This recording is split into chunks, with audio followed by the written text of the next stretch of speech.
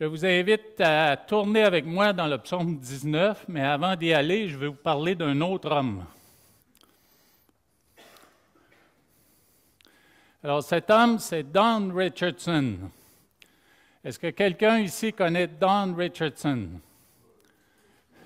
Martin? Oui, c'est un de ses livres. C'est un de ses livres. Alors, Don Richardson, c'est un missionnaire canadien qui a œuvré, mais qui a écrit premièrement 3 livres principaux qui sont listés sur Internet, qui apparaissent quand on fait une recherche. Le premier, c'est Lords of the Earth. Et ça fait référence, bien sûr, au Seigneur, puis le Seigneur qui s'est révélé chez les peuples de différentes façons. Alors oui, le livre « L'éternité dans leur cœur » que j'ai ressorti de ma bibliothèque, que j'ai dépoussiéré, puis que j'ai feuilleté cette semaine dans la préparation de mon message. Il y a aussi « L'enfant de paix ». Et puis l'enfant de paix, je vous en parle plus en détail un peu plus loin. Alors, il a œuvré principalement en Nouvelle-Guinée. Et en Nouvelle-Guinée, au temps où c'était très peu colonisé, puis chez des peuples là, qui vivaient vraiment de manière primitive. Il a œuvré, pour commencer, un des premiers peuples où il est allé, c'est le peuple Saoui. Et puis, qu'est-ce qu'ils ont de particulier, ou qu'est-ce qu'ils avaient de particulier, les Saouis? Mais c'était un des 5 peuples cannibales et chasseurs de têtes. Alors, imaginez, ils se sont installés là, lui, son épouse et leurs 3 jeunes enfants. Alors oui, c'est impressionnant pour les Saouis de les voir arriver. Alors, ils se sont comportés de manière très respectueuse avec eux. Et puis, après un certain temps, en échangeant tant bien que mal avec le peuple, ils ont réalisé qu'ils avaient une croyance, ces gens-là, de manière à pouvoir couper des têtes et les installer sur des pics. Il fallait qu'ils fassent preuve de beaucoup de manipulation. Alors, entre différentes factions de ces 5 peuples-là sur l'île de Nouvelle-Guinée, mais ils utilisaient beaucoup de, j'ai dit manipulation, je pense que c'est approprié, pour éventuellement en arriver à trahir une personne ou des personnes pour pouvoir les tuer, les manger et puis couper la tête puis la planter sur une pique. Alors, eux, Don Richardson et son épouse, on a parlé de l'histoire de Jésus, de l'Évangile, et puis de certains événements de la vie de Jésus. Puis quand on est arrivé à sa mort, celui qui passait pour le héros auprès des Saouis, c'était Judas. Pourquoi?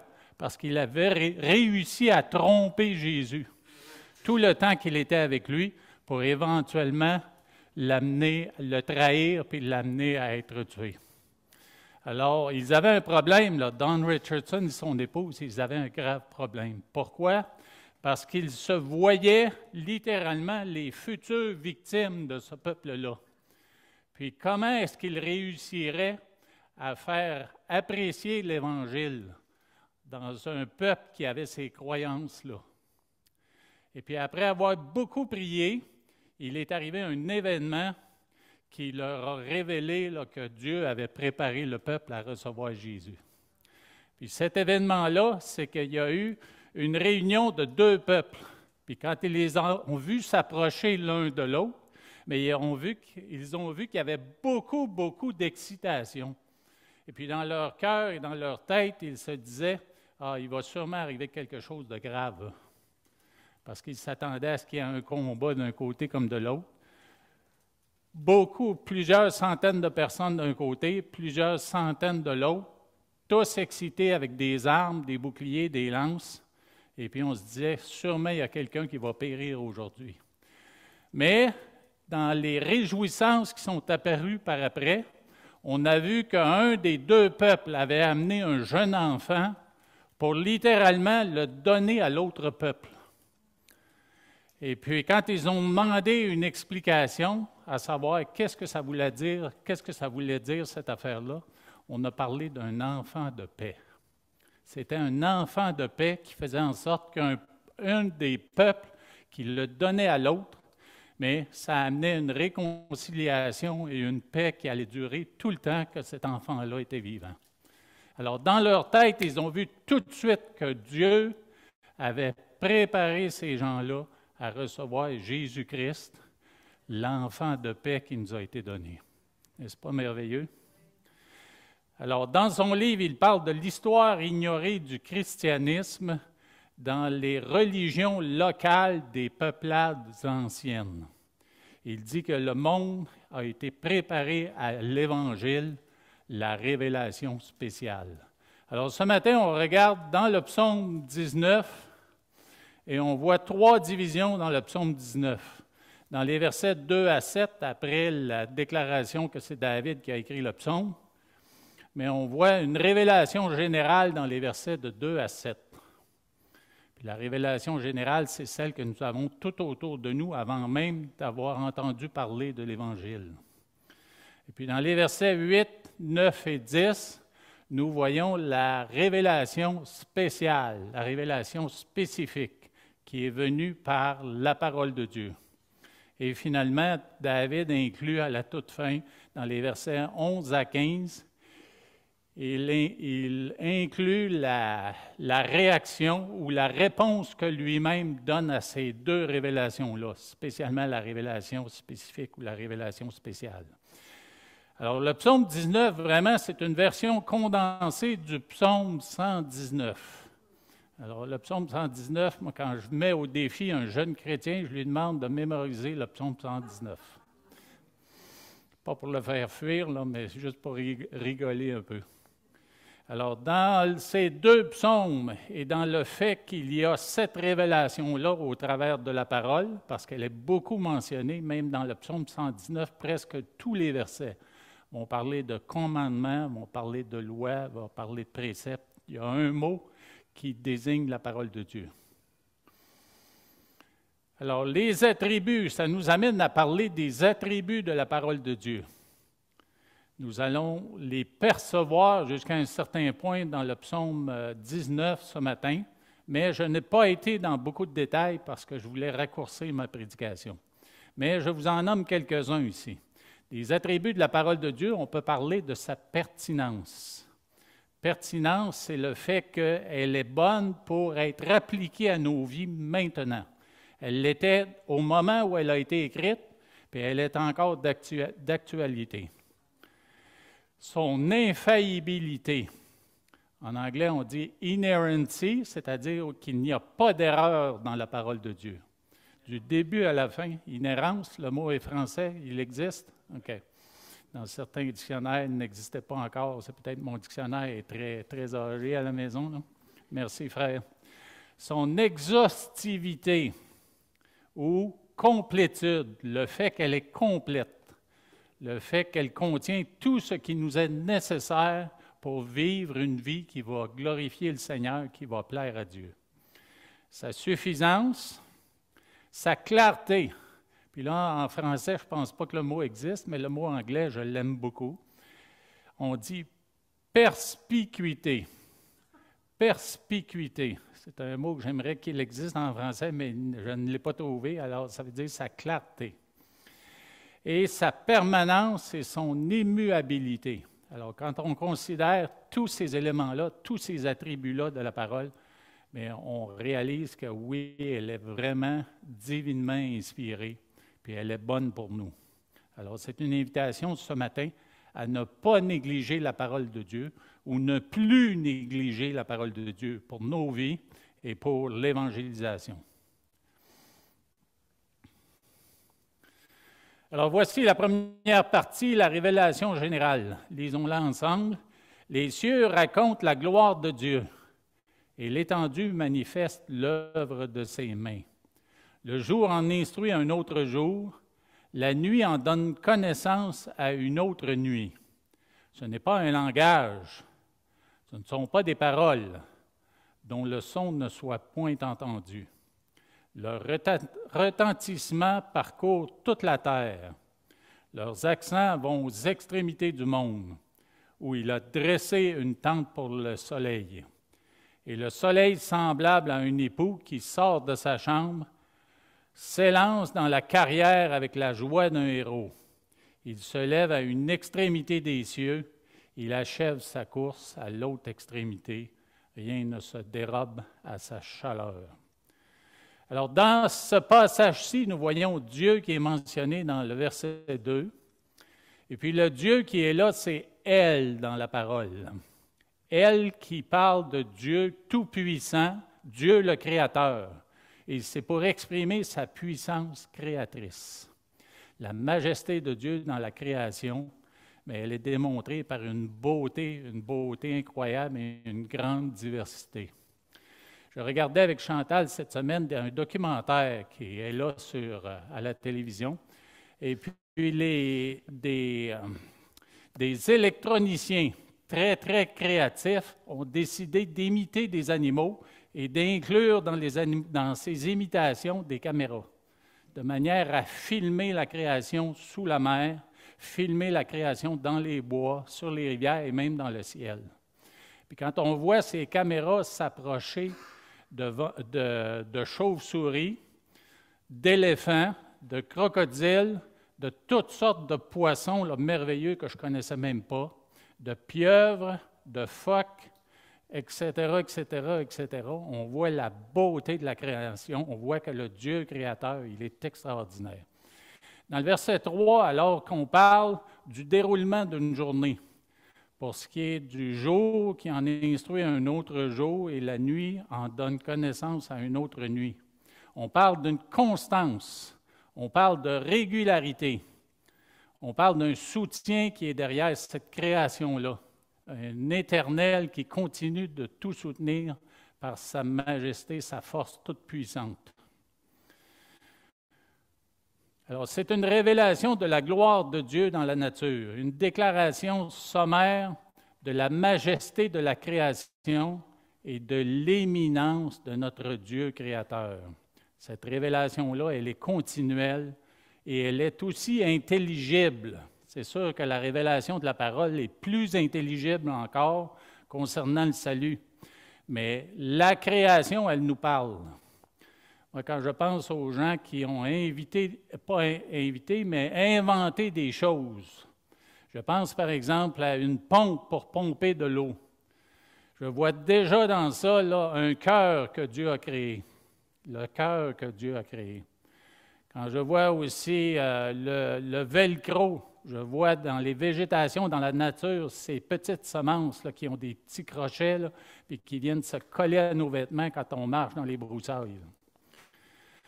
Quand on parle d'ordinateur, je vois le cerveau. Quand on parle de caméra, je vois l'œil humain. Quand on voit l'oreille et la parole, les cordes vocales, mais on pense à tout ce qui est audio. Alors, l'homme, oui, crée des choses, mais est-ce qu'il invente vraiment ces choses-là ou s'il regarde à ce qui est là dans la nature juste pour le copier? Posons-nous la question. Alors, c'est sûr que le psaume aussi confronte les polythéistes. Au temps où David a écrit ce psaume, il y avait des religions tout autour de lui, chez les différents peuples, qui étaient polythéistes, et puis il y avait tous ces dieux qui étaient là dans la nature. Ce matin, on a chanté un chant qui parlait de la nature, puis Dieu, en la création, des fois, j'ai un petit frisson en regardant comment c'est écrit, mais je sais très bien que Dieu est présent, il est omniprésent partout. Mais il y a des religions qui croient que Dieu est littéralement dans l'arbre, que Dieu est dans tout ce qui existe, Dieu est dans un rocher, etc. Alors, ce psaume-là vient confronter les polythéistes, ceux qui croient que Dieu Soleil, par exemple, était un Dieu de justice. C'est un psaume contre les croyances païennes qui imaginent des dieux dans toute la création. Et je dis Dieu avec un petit d. Là. On parle de soleil, de lune, même chez les animaux. Alors, on voit très bien que le danger, il est là.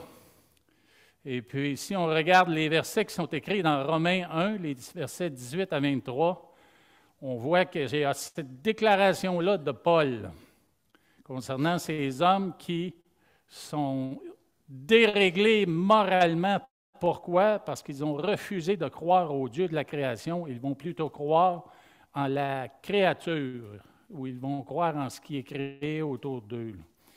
Alors, la colère de Dieu se révèle du ciel contre toute impiété et toute injustice des hommes qui retiennent injustement la vérité captive. Car ce qu'on peut connaître de Dieu est manifeste pour eux, Dieu le leur ayant fait connaître. En effet, les perfections invisibles de Dieu, sa puissance éternelle et sa divinité se voient comme à l'œil. Depuis la création du monde, quand on les considère dans ses ouvrages, ils sont donc inexcusables. Puisque, ayant connu Dieu, ils ne l'ont point glorifié comme Dieu. Ils ne lui ont point rendu grâce, mais ils se sont égarés dans leurs pensées et leur cœur sans intelligence a été plongé dans les ténèbres. Se vantant d'être sages, ils sont devenus fous. Ils ont changé la gloire du Dieu incorruptible en image représentant l'homme corruptible, des oiseaux, des quadrupèdes et des reptiles. Alors, c'est facile de reconnaître dans l'histoire de l'homme, ces civilisations anciennes et même encore aujourd'hui, où on regarde autour et puis on imagine des dieux où il n'y en a vraiment pas. Là. Alors, c'est vraiment mépriser le Dieu créateur que de faire ça. Alors, parce que Dieu nous aime, oui, il nous a donné cette création-là pour nous révéler sa gloire, mais cette révélation-là, elle est limitée pour nous faire connaître le salut. Alors, c'est pour ça que dans les versets suivants, David va écrire concernant la révélation spéciale. Et on le voit dans les versets 8, 9 et 10. La loi de l'Éternel est parfaite. Elle restaure l'âme. Le témoignage de l'Éternel est véritable. Il rend sage l'ignorant. Les ordonnances de l'Éternel sont droites. Elles réjouissent le cœur. Les commandements de l'Éternel sont purs. Ils éclairent les yeux. La crainte de l'Éternel est pure. Elle subsiste à toujours. Les jugements de l'Éternel sont vrais. Ils sont tous justes. Alors, vous voyez que David a mis l'emphase sur l'auteur de ces lois-là, l'auteur de ces préceptes, l'auteur de ces commandements, en répétant 6 fois « de l'Éternel ». De l'Éternel, de l'Éternel, de l'Éternel, de l'Éternel, de l'Éternel. Pas de n'importe qui, mais de l'Éternel. Et le terme hébreu qui est là, c'est le terme Jéhovah, Yehovah. Et puis, bien sûr, c'est le nom plus personnel que elle, par lequel Dieu s'est révélé comme le Dieu de l'alliance contractée avec Israël et les alliances contractées avec nous par Jésus-Christ. Alors, un seul auteur mentionné 6 fois. Dans ces 3 versets-là, il y a 6 déclarations, 6 titres ou appellations, 6 qualificatifs et 6 effets. C'est bien sûr 6 versets qui ne sont pas très longs. Alors, pour Dieu, c'est vraiment une économie de mots pour nous montrer la grandeur de la parole de Dieu. Alors, elle nous décrit ce qu'est la Bible et elle nous décrit ce que la Bible fait. Alors, c'est une parole qui a fait ses preuves pour enseigner la révérence de génération en génération.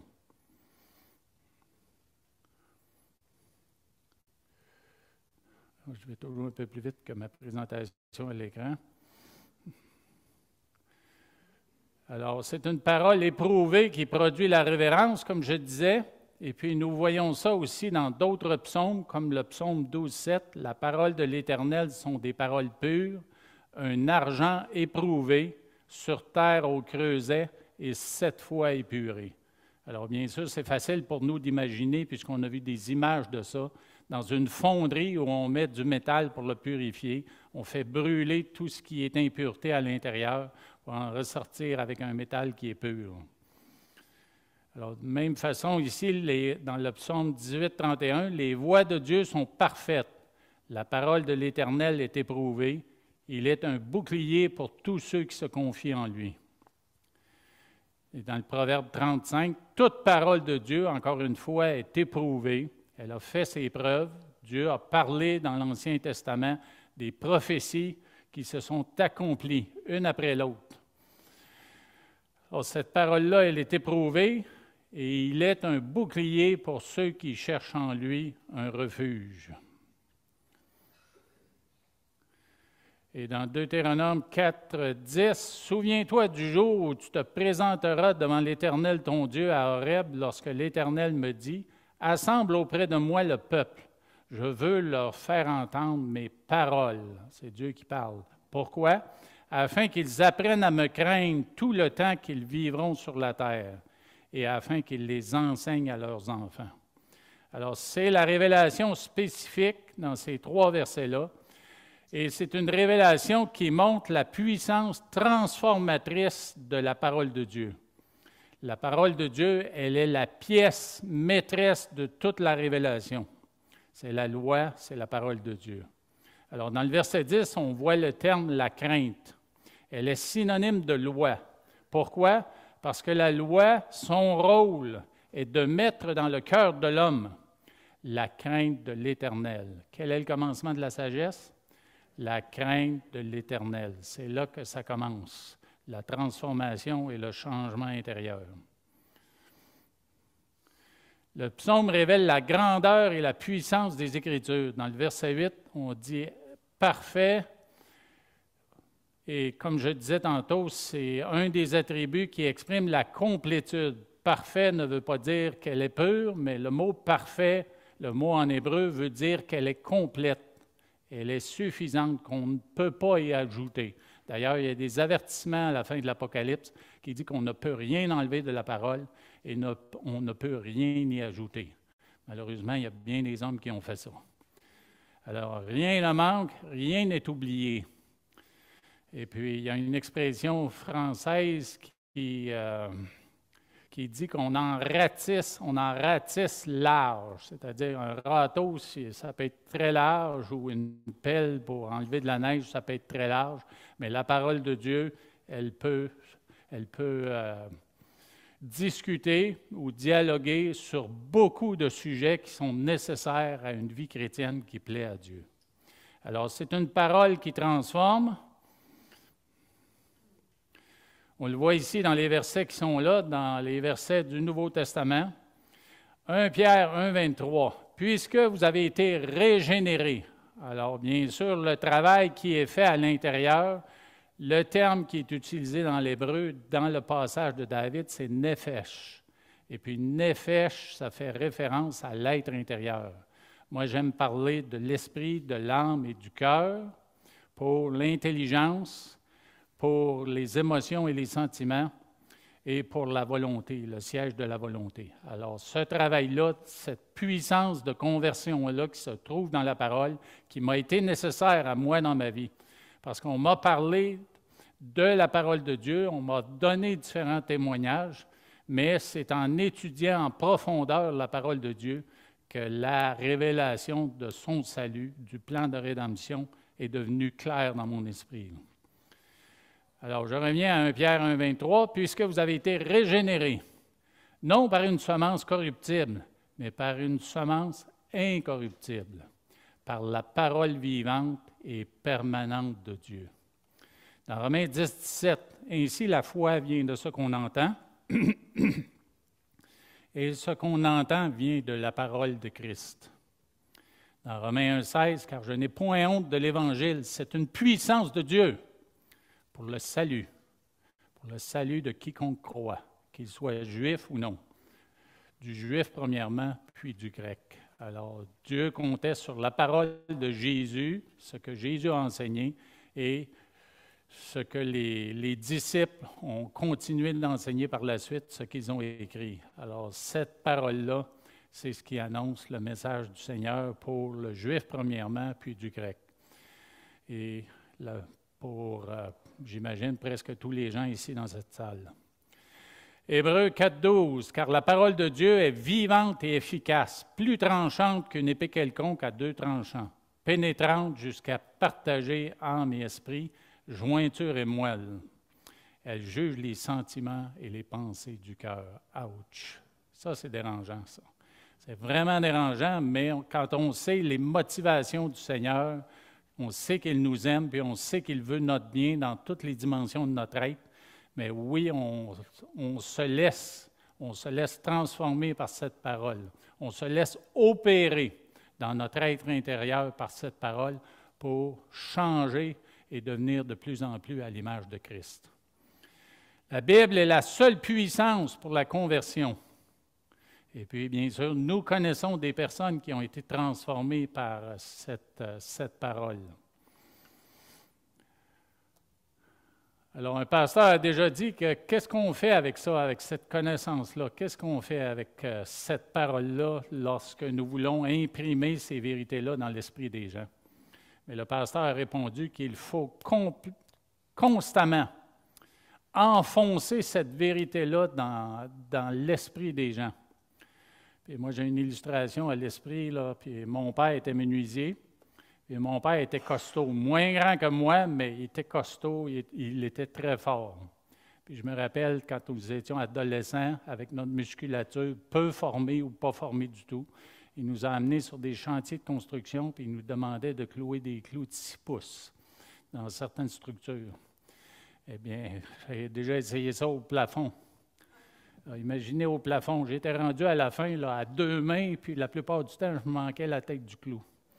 Mais Dieu nous demande là, constamment pilonner cette vérité-là dans la tête des gens. Oui, le faire avec amour, oui, le faire avec discernement, mais toujours revenir à la parole. Parce que si on s'éloigne pour parler d'autres choses, mais on s'éloigne de la vérité. La conversion, la puissance de conversion, c'est la parole de Dieu. Alors, c'est ce que nous prêchons qui est important, et c'est aussi comment nous prêchons. Nous devons le faire avec passion, nous devons le faire avec enthousiasme et démontrer notre amour pour cette parole. Dans le verset 8b, on parle du témoignage de l'Éternel. C'est une proclamation qui est personnelle. Et on utilise le mot sage aussi, la sagesse. Bien sûr, c'est la connaissance. On peut avoir beaucoup de connaissances et pas de sagesse. Mais la sagesse, c'est la connaissance et la bonne application de la connaissance. C'est savoir bien appliquer cette connaissance-là. Quand je travaillais en informatique, mon patron disait souvent qu'un peu de connaissance, c'est une chose bien dangereuse. Surtout en informatique, quand le programme roule là, à une vitesse incroyable, il peut détruire je ne sais trop combien de lignes d'informations ou de dossiers. Alors, il est important pour nous de, oui, connaître la parole, mais de savoir, même la parole nous enseigne ces choses-là, comment l'appliquer à nos vies. Alors, il y a 66 livres dans la parole de Dieu. Alors, ça fait en sorte que c'est une connaissance qui est exhaustive, comme je disais tantôt. Elle est complète. Nous avons différents types de littérature dans la parole. Littérature historique, poétique, des livres de doctrine, comme les Épîtres, des livres prophétiques, les livres de Daniel, l'Apocalypse et d'autres. Alors, on peut littéralement lui faire entièrement confiance et ne pas douter. Quand vient le temps de partager la parole de Dieu et de donner un témoignage, ayons cette assurance-là dans notre cœur, que c'est la vérité, ça vient d'un Créateur qui veut qu'on la proclame, cette parole-là. Il y a un des termes qui est utilisé dans le verset 8, à la fin du verset 8, on parle de l'ignorant. Alors, l'ignorant, c'est un terme qui désigne celui qui ne sait discerner ce qui est bon. Et un pasteur a utilisé l'illustration de quelqu'un qui disait « Moi, j'ai une ouverture d'esprit. Je suis ouvert d'esprit. » Et puis, le pasteur lui a posé la question, est-ce que ça veut dire que tout ce qui rentre dans ton esprit, si c'est ouvert, ça ressort aussi? Ou est-ce que tu permets à n'importe quoi d'entrer dans ton esprit? Alors, la parole de Dieu nous demande d'utiliser du discernement, puis même elle nous en donne des éléments de connaissance qui nous permettent justement de faire ça, de discerner ce qui est bon pour nous et de fermer la porte à ce qui n'est pas bon pour nous. Ou encore d'ouvrir la porte pour chasser de notre esprit. D'ailleurs, Romains 12, les 2 premiers versets parlent d'un renouvellement de cette intelligence-là. Alors, c'est ce à quoi nous sommes appelés. Alors, pour tout ça, pour une vie abondante, dans le verset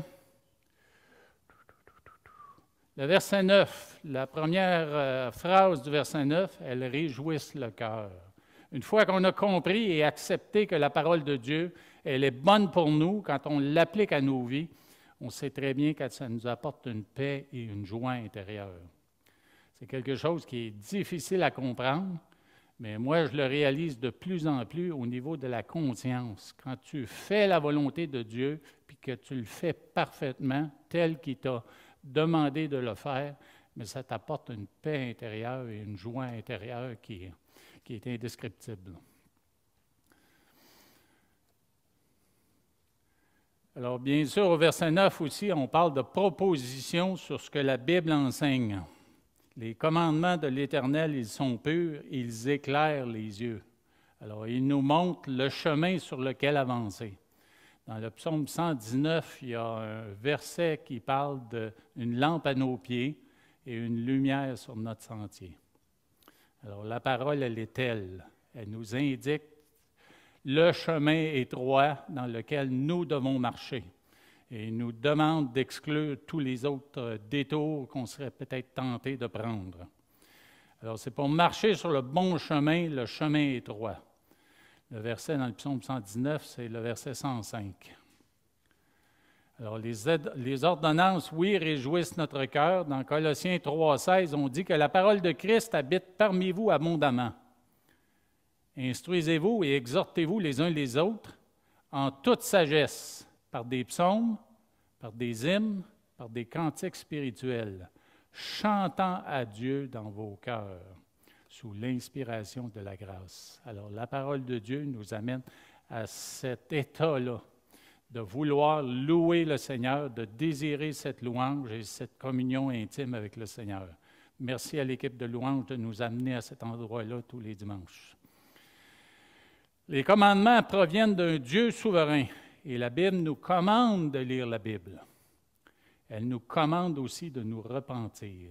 Alors, je vous invite à considérer le temps que vous consacrez à la parole de Dieu dans vos vies personnelles, dans vos vies familiales, dans vos vies conjugales.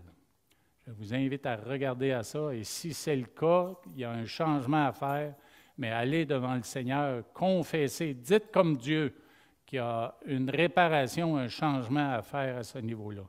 Et puis, faites-le. Faites-le, ce changement.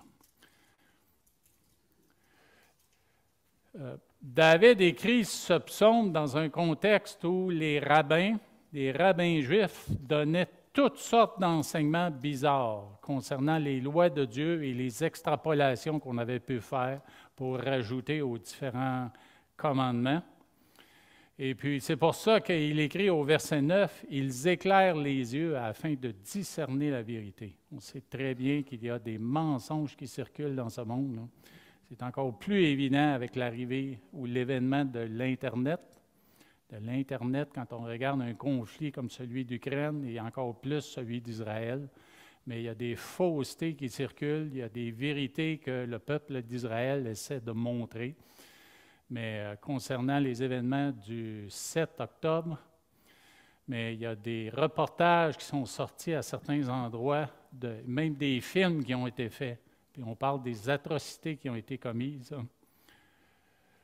C'est incroyable. C'est incroyable l'esprit du mal qui habite les gens, qui les amène à détruire, qui les amène à tuer.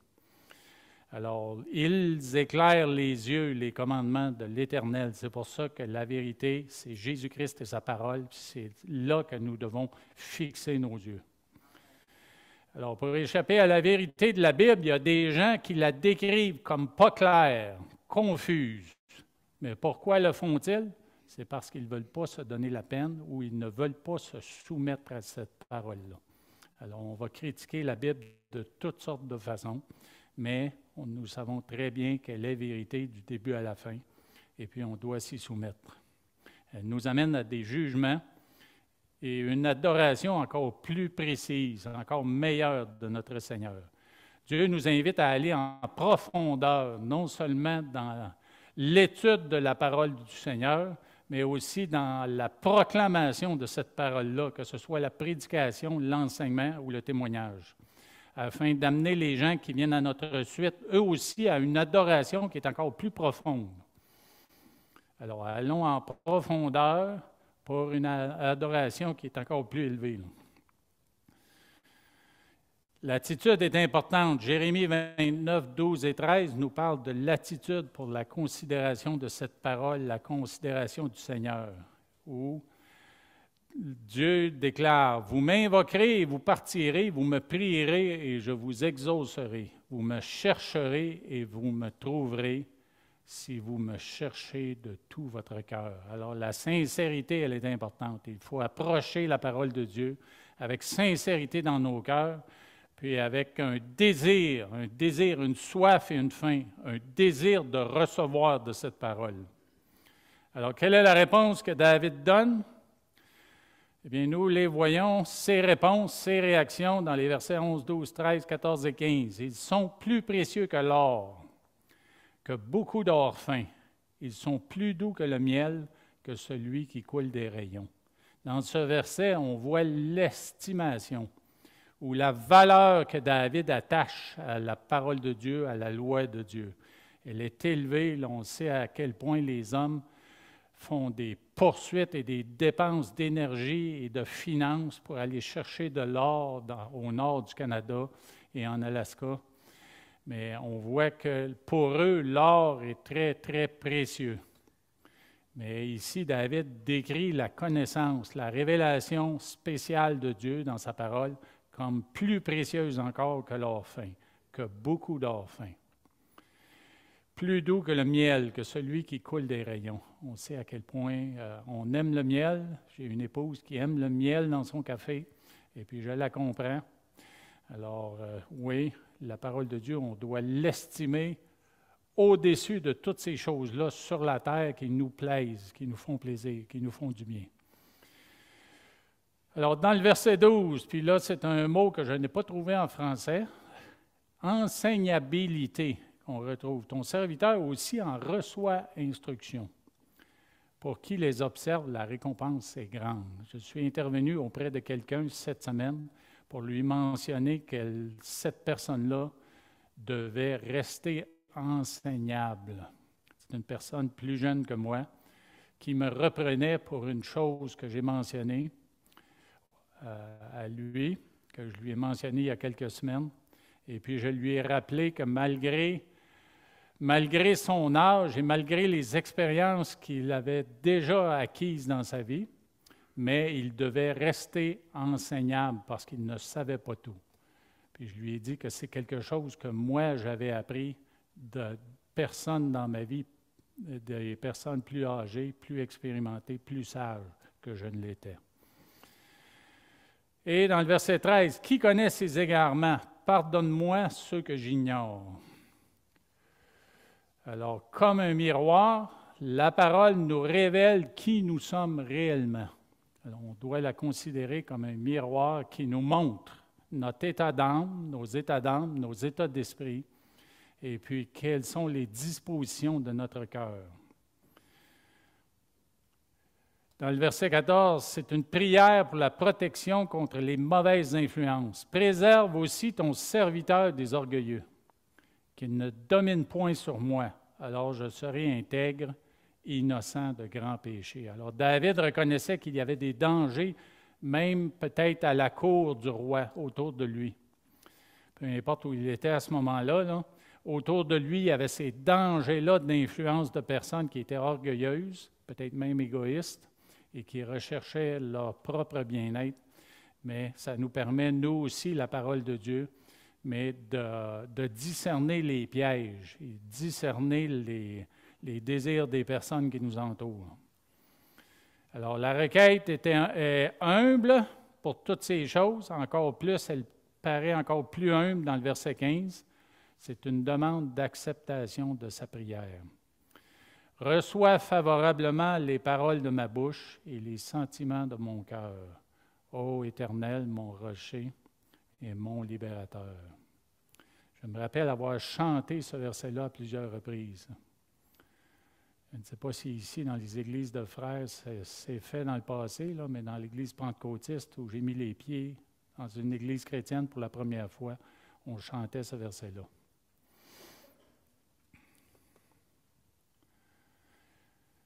Alors oui, le psaume 19, je vais terminer avec ça, c'est un appel pour nous à considérer, oui, la création et à la présenter aux gens qui nous entourent. Dans la création, il y a des questions qui sont posées là, pour ce qui est de la grandeur, la beauté et de la merveille de la création.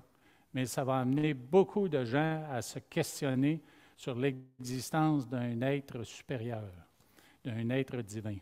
C'est sûr qu'avec la théorie de l'évolution qui a paru il y a plusieurs décennies, là, mais ça a entamé la gloire du Seigneur, ça a entamé la foi des gens. Pas la gloire du Seigneur, elle est encore là, mais la foi des gens en un Dieu créateur. Mais il y a beaucoup de scientifiques qui ont embarqué dans ce bateau-là quand c'est arrivé, l'évolution, mais qui ont débarqué éventuellement parce qu'ils ont réalisé que c'était un cul-de-sac. Qu'il y a trop de questions là, qui sont amenées, encore plus de questions par l'évolution des choses qui n'ont aucun sens. Alors, il faut montrer aux gens la beauté de la création et encore plus montrer aux gens la vérité de la parole, la vérité des Écritures pour les amener éventuellement à se soumettre à Dieu et puis accepter son salut merveilleux. Et puis, bien sûr, ces prières-là, mais sont importantes pour nous afin que nous puissions toujours être efficaces pour le Seigneur et que des cœurs soient préparés. Prions que des cœurs soient préparés, comme ces peuples primitifs où les cœurs étaient préparés. Je vous partagerai bien là, l'histoire des Incas en Amérique du Sud, qui est aussi mentionnée dans le livre de Don Richardson, « L'éternité dans leur cœur ». C'est vraiment spécial, l'histoire des Incas. Vraiment spécial. Je vais peut-être le faire un jour, mais ce matin, pas vraiment, parce que c'est assez long. Mais considérons encore les attributs de la parole, sa pertinence pour nos vies, sa pertinence dans un monde qui dérape encore plus dans un monde de ténèbres, son inhérence, son infaillibilité, son exhaustivité, sa suffisance, sa clarté, sa permanence et son immuabilité. Seigneur, nous voulons te rendre gloire et te remercier. Te remercier pour ta création, qui est le premier témoignage que nous avons peut-être reçu de ta gloire. Merci de nous avoir révélé par ta parole et par même la science, certains des scientifiques qui sont restés intègres à considérer le monde comme étant un monde créé, pas un monde qui a évolué. Te remercier pour ces hommes qui sont restés fidèles à proclamer qu'il y avait un Dieu créateur. Nous te prions, Seigneur, de préparer les cœurs des gens que nous allons rencontrer dans la période des fêtes, ou même avant, afin que nous puissions leur déclarer la gloire du Seigneur dans la création, que nous puissions aussi leur déclarer la gloire du Seigneur dans Jésus qui a marché sur la terre, Dieu qui a marché sur la terre, et dans ses merveilleux enseignements, dans sa mort, sa résurrection, et puis la promesse de son retour. On te remercie, Dieu Tout-Puissant, pour ces révélations que nous avons, révélations générales et révélations spécifiques, révélations spéciales. C'est à partir de ces deux-là que tu nous as amenés, nous, au salut. Et je te prie, Dieu Tout-Puissant, s'il y a quelqu'un ici dans la salle qui a déjà reconnu la révélation générale dans la création, mais qui ne s'est pas encore engagé à accepter la révélation spécifique, je prie que tu parles au cœur de cette personne pour l'amener à s'engager, à croire en toi et croire en Jésus comme seul nom qui a été donné par lequel nous puissions être sauvés. Bénis mes frères et mes sœurs, protège-les cette semaine et donne-leur des opportunités, Seigneur, non seulement de témoigner, de proclamer Jésus, mais donne-leur aussi la sagesse de passer du temps dans ta parole. Cette parole qui est sûre, cette parole qui est véritable, cette parole qui est parfaite. C'est dans le nom de Jésus que nous te prions. Amen. Bon dimanche, bonne semaine, frères et sœurs.